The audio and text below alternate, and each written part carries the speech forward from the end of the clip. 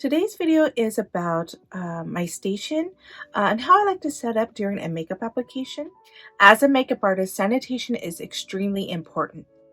Keeping your kit as well as your station clean and safe ensures for a positive working environment. Trust that when a client sits in your chair, they are taking in everything. Your client can tell when your hygienic is not on point. So I wanted to share how I set up for a makeup application, how I keep my station clean and presentable for each client that sits in my chair. So let's start with my kit. This is my kit. It is a Relavel 4-in-1. Relavel is a makeup artist go-to. They have so many kits to choose. I absolutely recommend this kit. If you guys would like to see what I keep in my kit, be sure to give a thumbs up or comment down below. I would be happy to film that for you. So back to sanitation. I like to keep all of my disinfectant items in one of my side bags, as well as my cosmetic sanitation sprays in the other. Here in my disinfecting bag, I carry Lysol to spray my chair and the overall area after each client, Clorox wipes for all hard surfaces, and 70% alcohol wipes for any tools or trays I use. In the other bag are all my cosmetic sanitation sprays. I like to use 70% alcohol and Beautysoclean. I tend to reach more for the 70% alcohol. It's great for sanitizing your powder products. I don't use alcohol on cream. You should always use a clean spatula to scoop out any cream products. You cannot sanitize cream products as you can powder. Bacteria sits on top of powder products. As with cream, it mixes, so please don't dip your brushes into any creams. Be sure to scoop and place on a clean palette. So I've always used 70% alcohol. I've never had an issue with it drying out my makeup. I also like to use it as a disinfecting spray. I will spray any tools, trays, my mat, of course, eyeshadow palettes, pencils. 70% alcohol is great for multi-purpose. Now let me show you some of my must-haves. First is my Rebbe Mat. I absolutely love this mat. Totally recommend. It is a vinyl mat, so it is great for a quick cleanup. I use the mat to lay all my products I use during the makeup process. I never put products back into my kit. It stays on the mat until the end of each application. I have 2 trays.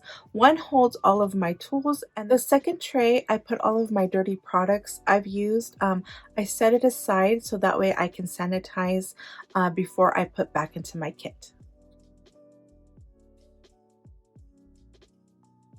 I have individual brush sets, tools, makeup palettes, as well as eyelash curlers. Now you definitely don't need individual sets. I have found that over the years having multiple sets is a great time saver. I have 8 to 10 sets. Again, that is what I'm comfortable with. I try not to go over 10 clients. If I do have a larger party, I will pack accordingly. Quick little makeup artist tip. During my bridal preview or trial, I always ask my brides to choose at least 4 makeup looks she would like for her bridal parties. I then print out or have the photos in my phone for the party members to choose the day of the wedding. That way the day goes a lot more smoother and you know what to pack for. So getting back to my station setup, you will need a surface to work, of course, but sometimes that's not always the case. I once had to use a nightstand, so I always bring 2 tables with me just in case. I disinfect my surface before I lay anything down.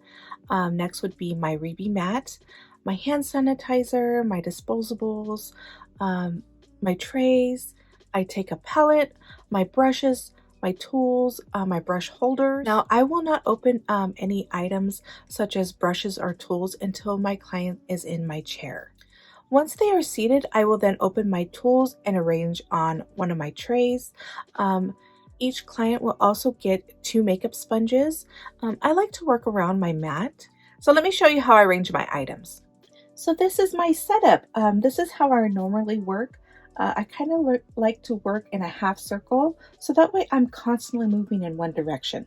Over here I have my trash can, my hand sanitizer. I have my brush holders here in the back. I always carry 3. I have one for eyes, face brushes, and then all the dirty brushes go in the back. I have my disposables, my tool and brush set. Here on my tray, I have a palette as well as my makeup bullet. I totally recommend these little makeup bullets. A lot of makeup artists prefer puffs. I love this because, again, you're not touching your client's skin all too much. It just goes on your finger. You kind of like lift up their skin. Love this little bullet. I will list it down below.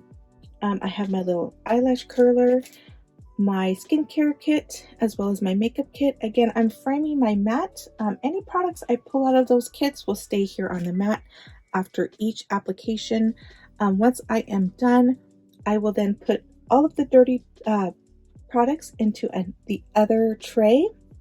I like to set it aside, clean my station, go back and clean and sanitize those products, and then I put back into my kit. So this is kind of like my setup for each client. I also have my disinfecting bags and cosmetic sanitation sprays on a table next to me, so that way I know, again, the half circle where I'm constantly moving in one direction and making sure my station and setup is always clean. So yeah, this is just kind of an overview of how I like to set up. I always take a 5-minute break in between clients to clean and sanitize my station. Once I'm done with the makeup application, I will take all of my clients' dirty brushes and put back into their case. I like to put the case underneath my chair. And then I also have a dirty pouch for all of my tools.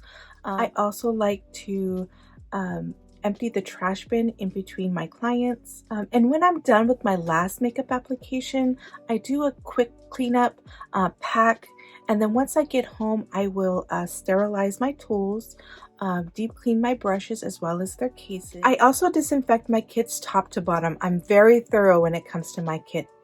To me, your kit is a representation of you. So that was my makeup station setup. I will list everything that I can remember in the description box for you. If I miss anything, be sure to let me know. I hope you found today's video helpful. If so, be sure to leave a like and don't forget to subscribe, and I will see you in the next one.